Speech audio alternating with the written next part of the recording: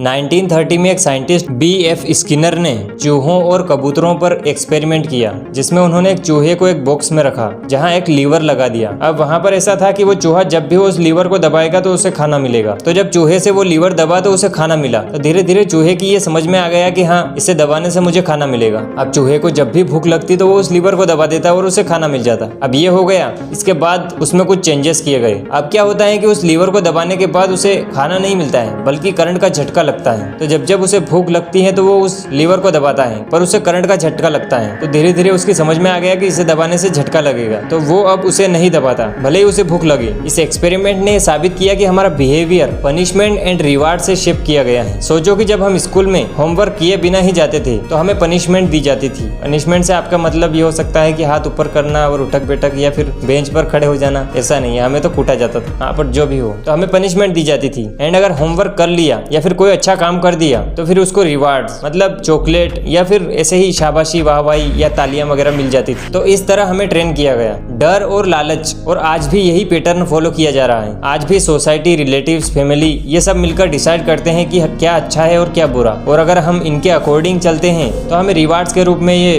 तारीफ, रिस्पेक्ट और वाहवाही ये सब देते हैं। एंड अगर हम इनके अकॉर्डिंग नहीं चलते हैं, कुछ भीड़ से अलग करते हैं, तो फिर ये हमें पनिशमेंट के रूप में हमारी बुराई करते हैं, मजाक उड़ाते हैं और हमें हमारे काम के रिस्क का डर दिखाते हैं। एंड उस काम के न करने का लालच भी दिखाते हैं कि अगर तुमने ये नहीं किया तो तुम इस तरह से इन चीजों से बच जाओगे और तुम्हारे साथ ये और ये अच्छा हो जाएगा। और इसीलिए आज कई लोग भीड़ से हटकर कुछ अलग नहीं कर सकते, क्योंकि भीड़ का वो डर और लालच का पैटर्न उन पर भारी पड़ जाता है। इसलिए इस पैटर्न को समझें, बी अवेयर।